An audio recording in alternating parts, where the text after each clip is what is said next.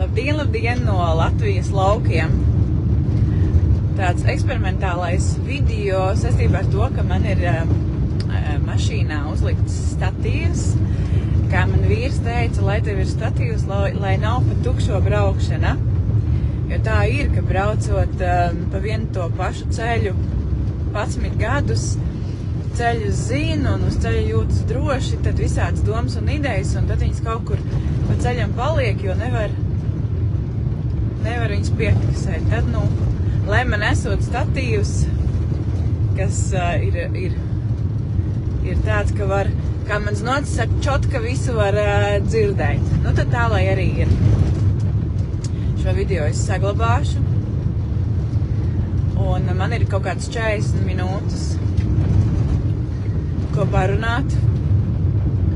Parunāt, nezinu, pašai ar sevi, ar znotu, ar meitu, kur meita ir. Redzu vienkārši, ka pievienojās mana ģimene. Un par ģimeni un par ģimenes vērtībām arī ir tā karstā tēma vai tas stāsts, ko es gribu parunāt un pastāstīt un pie viena arī aicināt šo ceturtdienu Rīgā, Krišāna Barona ielā 130, korpus 7. Tie, kas pie manis nav bijuši un gribat atnākt uz sistēmisko sakārtojumu vakaru, sāksim 6. Tad jautājiet precīzāku. Adrese ir Krišāna Barona 130, korpus 7, bet ir kabineta numurs, tas ir 5, bet ir kods, ar kuru tikt iekšā. Tāpēc jautājiet, jo kāpēc tā piebilstu, jo ir bijis tā, kad cilvēks nepiesakās, un tad pie durvīm jau znots mans būs. Tad pie durvīm ir kā pie jums var tikt iekšā. Tāpēc iepriekš paprasiet man, kāds ir kods un kāds ir kabineta numurs. Kabineta numurs ir 5. Un tad tiekamies, jā. Reini, no tavas mutes Dieva ausī, ja ceturtdien būs Latvijā, es būšu priecīga. Vai ne? Bet, bez jokiem un ar jokiem, kur te bez jokiem, atgādinu vēlreiz, tātad šo ceturtdienu, 30. janvārī, sistēmisko sakārtojumu aplis, sistēmisko sakārtojumu vakars, kur atkal un atkal no jauna vai iesāksim, pabeigsim, turpināsim šķitināt un atmezglot dažādas situācijas, kas ir samezglojušās. Pat cik šeit ir mans nots un meita, es nezinu, vai meita ir šeit. Tad gribētos teikt uz savu bērnu piemēru, arī man gribas pateikt un palvēlīt un paslavēt to savu praksi un to savu mācēšanu un palielīt savus skolotājus, kas man ir iemācījuši šo metodi, ko sauc par sistēmisko sakārtojumu metodi. Kā man kolēģe Ilze Ulmane teica, ka latviešu valodā ir ļoti daudz dažādi nosaukumi. Krievu valodā, ka pasaka rastanovkas vai angļu valodā constellation, tad viss ir visiem skaidrs. Latviešu valodā tāds viens konkrēts vārds ir sakārtojumi, bet katrs tiem sakārtojumiem pieliek kaut ko klāt vēl. Sistēmiskie sakārtojums, izkārtojums, skola, kurā es mācījos, precīzi sauc sistēmu fenomenoloģijas metode. Tā, es izbraukšu uz lielo ceļu. Un tad ir grūti saprast, bet viss tas vieglākais un vienkāršākais, ja kāds šeit ir, kurš nezina un nesaprot, par ko es te stāstu, tad ieiet Googlē un paskatieties to pašu pamatu, kas ir Hellingera metode. Es nevaru sev saukt par Hellingera metodas tā kā darītāju vai pasniedzēju vai metodas izmantotāju, jo precīzi es to nedaru, es pie viņa neesmu mācījusies, es esmu mācījusies saskarsmes skolā pie Marijas Sils, Zanes Drīķītes un vēl daudziem citiem. Tā man telefons ir šķības, kamera šķība. Un, nu lūk, tas ir tas, ko jūs varat paskatīties arī manā mājaslapā, kuru ir ļoti viegli un vienkārši atrast. Melta Januša Rauba. Ierakstiet Googlē, un tur jūs varat izlasīt par un ap to, ko es daru, ko es piedāvāju, un kas ir tās manas dzīves kaislības, ar kurām es dalos.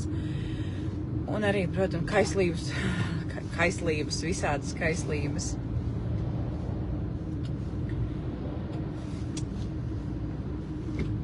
Jā. Kādreiz gadus atpakaļ, tad, kad es sāku ienākt šajā laukā, šajā Facebook laukā ar saviem stāstiem un ar saviem stāstījumiem par to, ko es daru, un tas pirmais, ar ko es atnācu, skaļi sāku paust un piedāvāt pakalpojumus, bija ceļojumi uz iepriekšējām dzīvēm, un tas mans skatījums, kā es to redzu, kā mainās mana dzīve, konsultācijas, kuras es piedāvāju, un stāsti, kurus es piedzīvoju caur savām atmiņām uz iepriekšējām dzīvēm, un arī caur citu cilvēku iepriekšējām dzīvēm, kā mezglojās un samezglojās, un kā atraisās. Galvenais jau kā atraisās tas viss. Tad Facebooks bija viena no galvenajām, bija YouTube, un tas jau pat nemaz nav tik tālu. 18. gadā, kad bija, es vienkārši skatos, kad jauns tornis ir uzcelts. Nebija pirms tam ievērojusi, ka tornis ir mūsu pusē uzcelts. Un tagad skatos, es dzīvoju Iecavas pusē. Ka Iecavas pusē sanāk kaut kur pie Dzimtmises ir jauns tornis uzcelts. Nu, varbūt, ka zona būs labāka, jo man mājās ir ļoti slikta zona. Jā. Nu, lūk.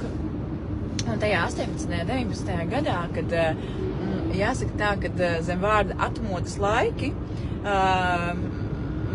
mani vecāki, protams, redz to 90. gadu atmodu, bet priekš manis atmodas laiki ir tas 17. 18. gads, kad ļoti daudz meistari sāka mācīt citiem cilvēkiem, sāka palīdzēt grupās, kad sākās ļoti masveida pamošanās. Tāpēc priekš manis tas ir tie atmodas laiki, kad viss bija interesanti. Tagad ir, protams, vēl jau vairāk ir interesanti, bet tas bija priekš manis tāds pirmais vilnis, kad viss ir interesanti, kad viss ir jauns, kad ejot pie meistariem, pie skolotājiem, uz grupām, uz satikšanās, kur slāni pa slānītim varēja nolobīt visādus savus uzslāņojumus, kur, protams, bija otra tā medaļas daļa, kur arī ļoti daudz ilūzijas un ļoti daudz maldu arī bija, bet viss kopā, kā jau atmodas laikos, kad ir viss un par visu. Tad nākamais vilnis bija šī te aizslēgšana, pasaules aizslēgšana ciet, kad vēl vairāk un vēl. Mēs būsim Rīgā. Rīgā, Krišāna Baroncem 34. Ceturtdien, ja? 6. Nu, lūk, un tad bija tad, kad bija pasauciet, tad atvērās viss. Tad līdz pateikšu, kur es braucu. man lielais garais ievads ir par to. Un tad atkal online vide atvērās ļoti plaši, kur vispār nobira un nokrita robežas vispār. Nebija vairāk nekādu slēpto zināšanu, nebija nekādu slēpto metožu. Par naudu varēja nopirkt jebkurus kursus, jebkuru online, jebkuru retrītu, visu varēja dabūt, zināt un izzināt. Tas bija tāds nākamais atmodas laiks. Tad šobrīd, tagad, jāsaka par laimi, mani ģimene skatās mani, ja? Laikam vienīgie vēl kaut kāds trešais cilvēks, kurš klausās, bet visa kā ir tik daudz un vairs nav, nevienam nav laika vairāk baigi klausīties un pievērst uzmanību cilvēkiem, kuri sauc sev par spīkeriem, kuri sevi sauc par meistariem vai vēl kaut kā. Es te arī sevi pozicionēju kā influencers, kā runātājs, kā meistars, kurš runā, un respektīvi es dalos ar savām zināšanām un aicinu uz konsultācijām, bet nav vairs nevienam laiks īsti neklausīties, ne skatīties uz to. Un tāpēc arī ir tie video, kur es runāju ar savu ģimeni publiski. Es braucu, jā, un par šo ir šis stāsts. Un tajos pirmajos, un otrajos, un trešajos kaut kādos atmodas laikos arī es satieku sev īpašus cilvēkus. Tas pirmais vilnis, mans pirmais vilnis, es neiedomājos, ka man ir mikrofons, bet es neiedomājos, ka es varētu taču beidzot izmantot arī statīvu un runāt caur mikrofonu. Mana ģimene man ir nodrošinājusi ar visādiem gadžetiem, lai es runāju kvalitatīvi, ja jau es reiz runāju, aizvērt mani īsti nevar, tad, lai es runāju kvalitatīvi. Un par mikrofonu es neiedomājos, jo es diezgan steidzīgi steidzos ārā no mājām. Un es steidzos uz randiņu ar vienu no savām pirmajām skolotājām. Mums šodien ir tāda spontāna sarunāta tikšanās ar vienu no savām skolotājām, kura es tieši kā reiz šodien aizdomājos, viņa vēl nebija pazvanījusi man uzaicinājusi uz randiņu, kad es padomāju, kad viena tāda liela tēma ir par šiem skolniekiem un skolotājiem, kur man diezgan ātri, nosacīti diezgan ātri es sapratu, kā tas ir. Kad tad, kad mēs satiekam kādu, tā es braucu diezgan ātri par ierobežotu ātrumu trasi,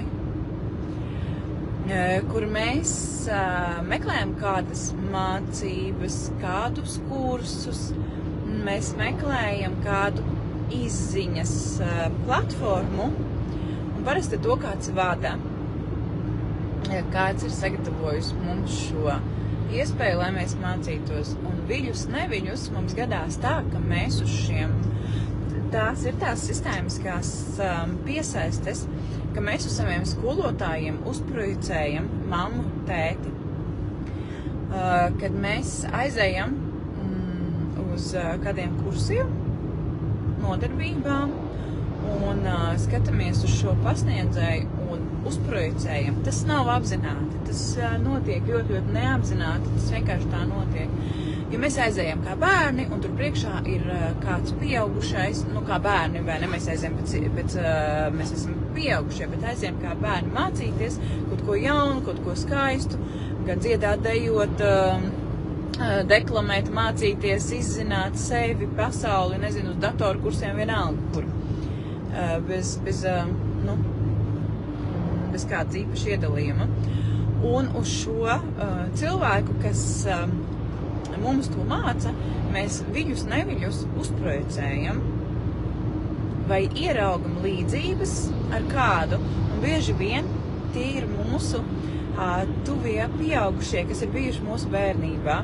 Protams, ka tā ir mamma, tētis klasiski, bet, ir jau arī cilvēki, kuriem vecāki nav bijuši bērnībā. Un tad ir kāds cits pieaugušais, un mēs to vienkārši uzprojicējam. Tā kā uzliekam savu vēlamo bildi uz nosacītu svešu cilvēku. Un viss jau būtu labi, ar to nebūtu nekāda problēma, ja mēs arī nesāktu reaģēt uz viņu, kā es ņemšu par piemēru mammu, bet tas var būt jebkurš pieaugušais. Jebkura mūsu aprūpes persona, kas mums ir bijusi vistuvākā mūsu dzīves laikā.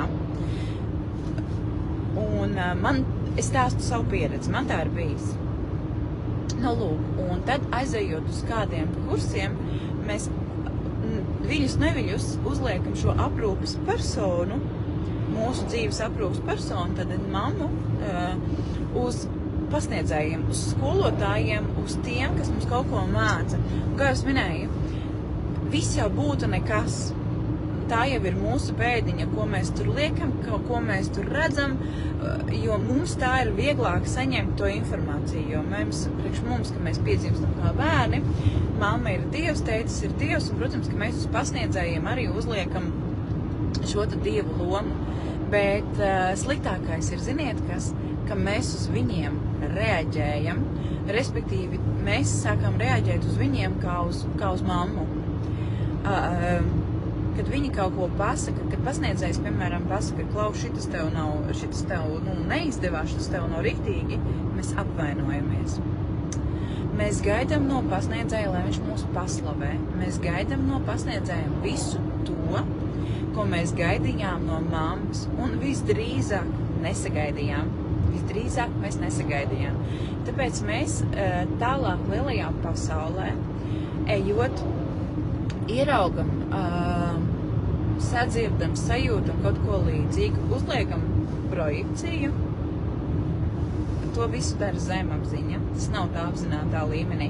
Ieejot iekšā pa durvīm, tu būsi mana mamma tagad. Protams, ka tā tas nenotiek. To pat pamanīt nevar.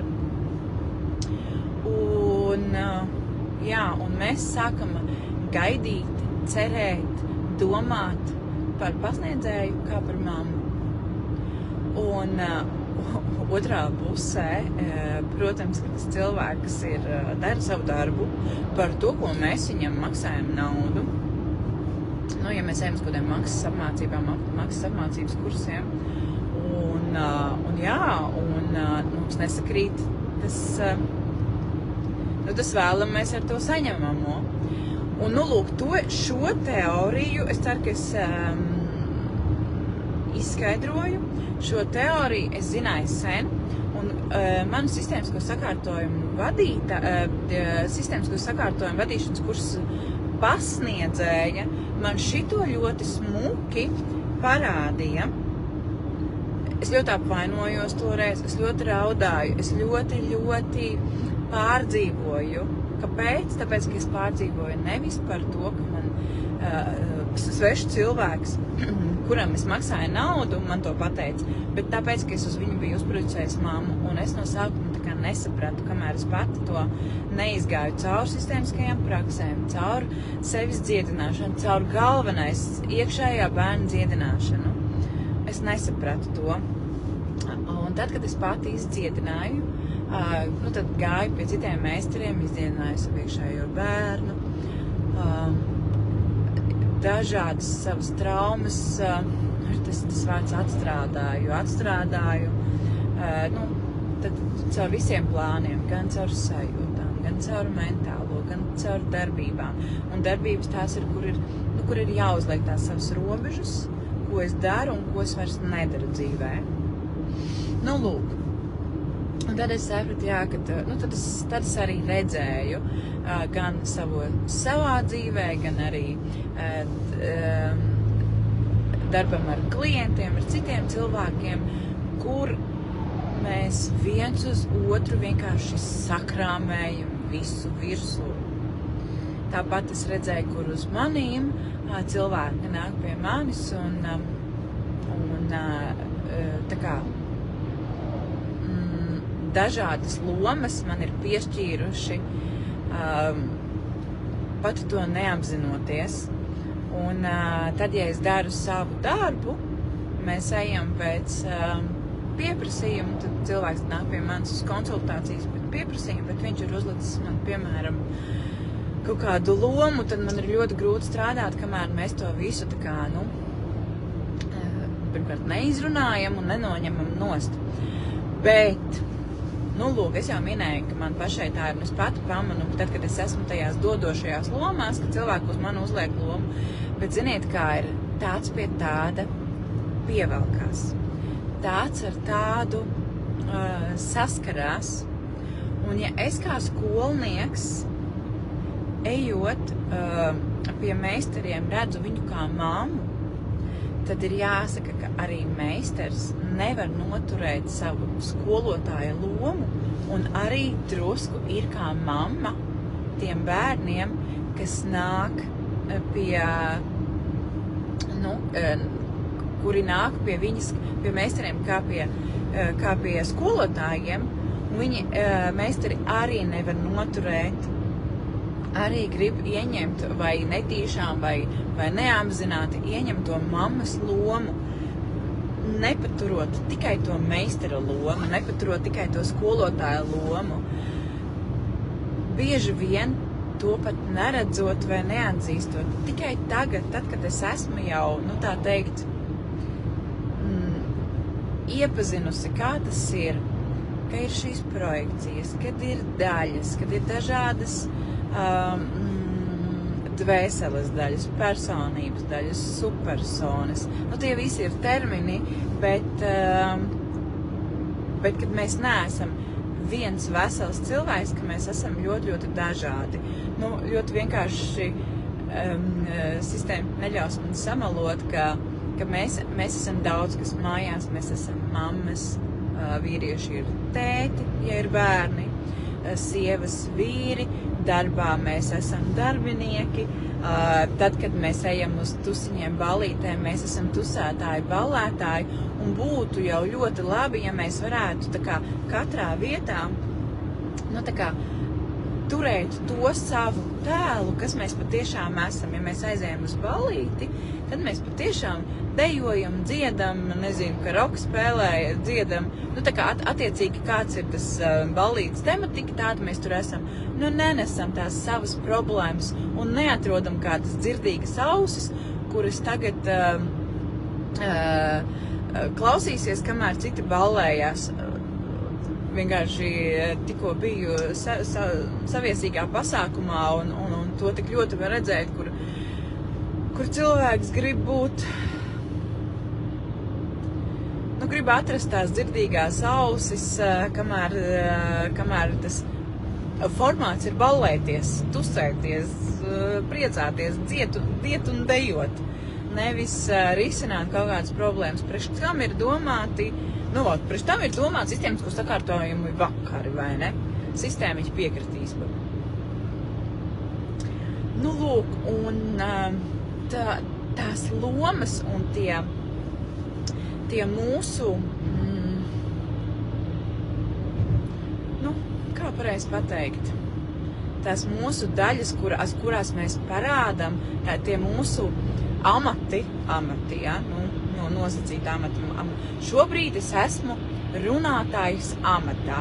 Šobrīd es esmu arī šofera amatā, vai kā pareizi to pateikt? Palīdziet man, lūdzu, sistēmiķi, kā man šito pareizi noformulēt? Es redzu, ka vismaz 2 sistēmiķi klausās. Respektīvi, šobrīd tad es esmu runātāji, es esmu šoferis, es esmu, kas es vēl esmu. Un es neesmu nekas cits tajā brīdī. Un tāpat arī tajos kaut kādos citos brīžos, kad mēs esam mammas, tikai kad mēs esam tēti, kad mēs esam darbinieki, un nejauktu to visu kopā. Pats galvenais - apzināties to. Apzināties, kurš kurā brīdī es esmu, kura mana dzīves loma, kura mana dzīves seja šobrīd ir šeit nepieciešama un vajadzīga. Un šitas, ko es stāstu, ir reāli patiešām skaļi. To cilvēki tā kā ļoti daudz neapzinās.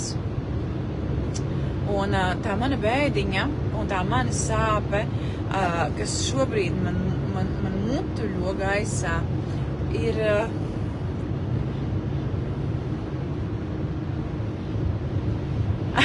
paldies multitaskingu bez sociālām lomām.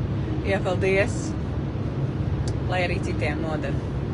Nu, lūk, un tā mana, tas mans nevis cepiens, bet tāds, ko es gribu izpētīt, sajust un kā es varu tajā ienest ar savām zināšanām, kā es varu to pacelt, ir tas, ka ļoti daudz cilvēki, es teiktu lielākā daļa cilvēces, negrib pieaugt. Grib palikt tajā infantīlismā, bērna stāvoklī. Pieaugušo cilvēki jau kārtīgās miesas uzbūvēs, nobrieduši cilvēki, bet tad, kad sāk runāt caur šo fizisko ķermeni, runā mazi bērni. Man ir vairāki pāri pazīstami, kuri ir izaudzinājuši bērnus, ir palīdzējuši izaudzināt mazbērnus, un tagad ir tādi, kuri tā kā labprāt kaut kur aizceļo, labprāt kaut kur aiziet uz kādiem pasākumiem, labprāt kopā. Tad ir nodzīvojuši lielu daļu savas dzīves un varētu domāt, ka tur ir ļoti daudz visa kā piedzīvots. Un tad, kad tieši runājot ar pāriem, patiešām es esmu arī dažreiz tā teikusi, jaunieši, es runāju ar 2 jauniem pusaudžiem, pieaugušos sirmos ķermeņos. Un, ja sanāk runāt par tēmām, kas ir tātad jau konsultatīvas tēmas, respektīvi tad, kad jau man jautā jautājumus par to, kā es varu kaut ko palīdzēt, tie jautājumi patiešām ir tādi kā maniem pusaudžiem. Un tas ir ritīgi skumji. No vienas puses, no otras puses vienmēr saku paldies Dievam, ka tieši tagad jums 70, 80 gados ir radušies šāda veida jautājumi, un iespējams, ka jūs nākamajā dzīvē piedzīvosiet mazliet gudrāku to dzīvi. Protams, ka es nezinu, kas notiek pēc dzīvēm. Es zinu, ka es varu pavadīt cilvēkus uz iepriekšējām dzīvēm un paskatīties, ko nozīmē paskatīties, atcerēties viņu iepriekšējās dzīves, un tad, kad viņi man stāsta par iepriekšējām dzīvēm, es jau to dzirdu, jo viņi runā skaļi, un tad es varu arī, protams, zināt, kas ir cilvēkiem ir iepriekšējās dzīvēs, bet es jau nezinu, kas ir nākamajās dzīvēs. Es neesmu gaišraģe. Kaut gan brīžiem tā to nevar teikt. Nu, lūk.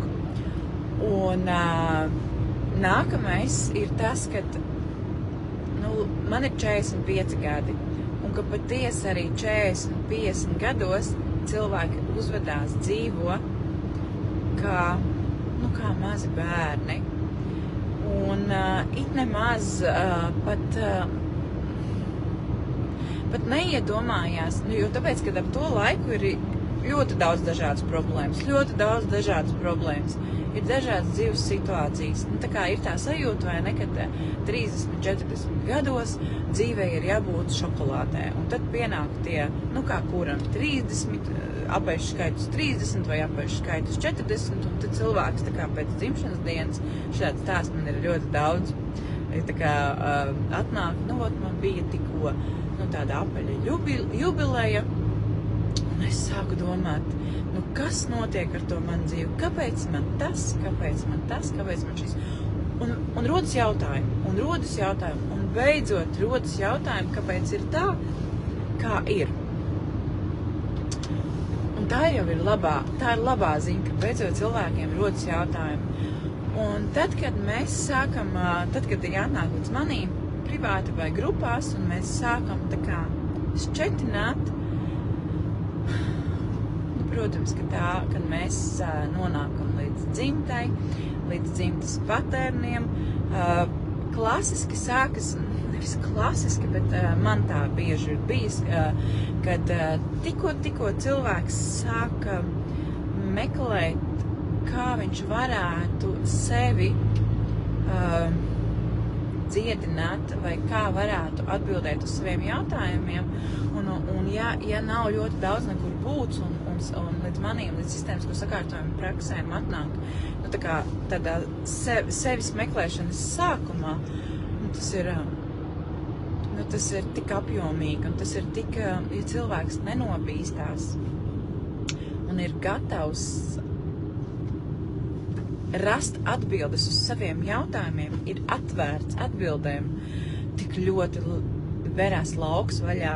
Lauks, tas nozīmē, kad sistēmiski saka lauks, tas nozīmē, ka viss, kas notiek ar mani, visa informācija, kas notiek ar cilvēku, ir gaisā. Nekas netiek izslēgts. Neviena doma, neviena ideja, neviens notikums, neviens cilvēks netiek izslēgts no sistēmas. Tas viss ir cilvēka laukā. Tāpēc arī to sauc par lauku, kad sistēmisko sakārtojumu praksēs arī var, protams, redzēt, cilvēks atnāk ar man sāp celis, un tad, kad uzliek laukā sāpošo celi, tas transformējās par mammu vai tēti. Tā notiek. Jo tā sakne tam, kāpēc ir kaut kāda sāpe ķermenī, ir kaut kur tālu prom. Tad, teiksim, ar šo pašu piemēru sāp celis. Celis sāpēja mammai, celis sāpēja vecmammai un celis sāpēja vecvecmammai. Piemēram, tāpēc, ka tur tika iešauts un nomira tas cilvēks. Un ar dzimtas līniju tā sāpe, neizsāpētā, vēl sāp līdz pat mūsdienām. Bet tas tāds konteksts, no kura varbūt neko nevarēja saprast. Bet tātad, par ko ir stāsts? Par to, ka lai cik tev būtu gadu, ja tu esi, kaut kas tev šajā dzīvē nepatīk, da jebkas, ir tāda sajūta, tā kā, es katru dienu rakstu, ne katru dienu, bet darba dienās es katru rītu rakstu savā blogā, savā mājaslapā, rakstu kaut ko, kas man tajā rītā ir. Un ļoti daudz ir par to, ka cilvēks sanāk ir jautājums. Tā ir labā ziņa, kad ir jautājums. Lūdzu, vēlies, vienkārši gribi man pacelt to savu dibenu gaisā un sākt kaut ko ar to savu problēmu bēdiņu darīt. Un tā ir tā vieta, kad tas infantīlisms, kad negribu uzņemties atbildību par sevi. Beidzot kaut kādos gados nokonstatē, ka ir kaut kāda neapmierinātība ar sevi. Ir kaut kas īsti tā kā nepatīk. Sameklē vai pat nesameklē, bet ir kaut kāds gaisā jautājums. Un tad, kad meistari, šajā gadījumā es tā kā piedāvāju, mēs varam darīt tā kā visādi, attiecīgi no tā, ko tu izvēlies, jo man tie instrumenti ir vairāk, un tur viss, un bieži vien tur viss beidzas. Un atkal tur ir ļoti cilvēciski iemesli, tāpēc, ka ir kaut kādas gaidas un ilgas, kā tas varētu būt, vai ir kaut kāds priekšstats, ka tas notiek viss šitā, tik ātri, es aiziešu un man tur okķibi, vai nē, kaut ko papursies un ar mani viss būs kārtībā, man nekas nebūs jādara. Visādi šādi priekšstati, bet tad, kad es izstāstu, ejam pa solīšiem, daram to, tad īsti tā kā nav vairs. Un kā es to zinu, es jau varētu domāt tā, kad cilvēks vienreiz pie manis atnāk, mēs esam tā kā mums ir bijusi konsultācija, mēs esam tā kā izdarījuši, un es varētu domāt, ka tā problēma cilvēkam ir atrisinājusies, un viss, paldies Dievam. Bet mana pieredze ir, jā, negribu uzņemties, es izlasu Ingu un tos pirmos teikumus, jā, negribu uzņemties atbildību par sevi. To es arī tagad gribu teikt, jā, tieši tā, kad negribu uzņemties atbildību par sevi.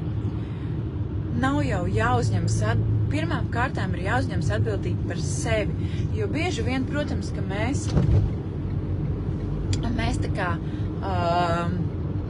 ejam ar kaut kādiem jautājumiem. Es arī gāju ar jautājumiem, man tur kaimiņš nepatīk, man tur viens bērns nedara tā, otrs bērns nedara šitā. Respektīvi, tas sākums bieži vien cilvēkiem ir tā, ka visa pasaule pret mani ir sazvērusies, kāpēc man ir slikts darbs, kāpēc man ir slikts kaimiņš, kāpēc man ir slikta priekšniecība. Bet mēs jau neārstējam vai kaut ko nedarām ar citiem cilvēkiem. Mēs strādājam ar sevi. Tas jautājums, kāpēc mēs pievelkam savā dzīvē šādus apstākļus. Un tur ir jānonāk līdz tam, ka mēs uzņemamies atbildību par to, kas mūsos ir, kas mūsos ir tāds, kāpēc mēs šos apstākļus pievelkam. Un tur ir 101 variants, kāpēc ir tā, kā ir, un bieži vien arī ir tā, ka, mēs esam ļoti labs cilvēks, mēs katrs esam ļoti labs cilvēks. Vienkārši ir kaut kas tāds, kas mūsu dzīvē pievelk to, kas īsti mums nepatīk, bet vienalga ir jāuzņemas atbildība par sevi. Kaut vai tik daudz atbildība, ka man kaut kas manā dzīvē man nepatīk, un es uzņemos atbildību darīt lietas līdz galam. Es aiziešu pie psihologa, pie ārsta, pie vienalga kā, un darīšu vai uzticēšos tam otram cilvēkam un izdarīšu to, ko viņš man ir ieteicis. Jo vienmēr ir tā, ka mēs kaut kur aizējam, arī, elementāri mēs aizējam pie ārsta, un ārsts mums izraksta zāles, mums ir jāaiziet uz to aptieku un jānopērk tās zāles, vai ne? Un jālieto tur tas kurs. Un tāpat ir visur. Ja mēs aizējam pie dvēseles ārstiem, tad arī ir kaut kāds mājas darbs, ir kaut kā jāmaina. Un tā ir disciplīna. Tā ir disciplīna, tā ir rutīna, kura ir jāmaina. Un tā ir visur. Un tā jau arī ir tā. Es uzņemos atbildību par to, ka es kaut ko mainīšu savā dzīvē. Lūk, tad, kad es esmu riktīgi aizrunājusies un ierunājusies, es jau esmu gala punktā, man ir jābeidz šeit, aizkavēt ētera laiku. Paldies jums, kas ienācāt, paklausījāties. Paldies tiem, kuri ienāks un noklausīsies. Lūdzu, uzrakstiet komentārus, visus komentārus, gan to, kas jums patīk, gan to, kas jums nepatīk. Varbūt kaut kas ir tas, ko jūs gribat, lai es pastāstu, kaut kādus savus domas un savus viedokļus. Es, protams, kā jebkurš, nekādas savas personīgās taisnības es šeit nevienam nekur neuzbāžu, man arī tādas nav. Tas ir vienkārši manas domas un sajūtas, nekādas taisnības. Taisnība ir mums katram sava. Lūk, vēlreiz atgādinu, ka šo ceturtdienu tiekamies sistēmisko sakārtojumu praksēs. Klienti aicināti, aizvietotāji aicināti un, protams, arī tie, kuriem interesē, kas tas ir, par ko es stāstu, bet es nekur neko negribu piedalīties. Droši atnāciet, pavērojiet, pajūtiet, kā jūs jūtaties, un tikai tad jūs varat piekrist, piedalīties vai nē. Tā. Kamēr esmu Luksuforā, paldies jums par klausīšanos, skatīšanos un tiekamies tad, kad mums ir jātiek.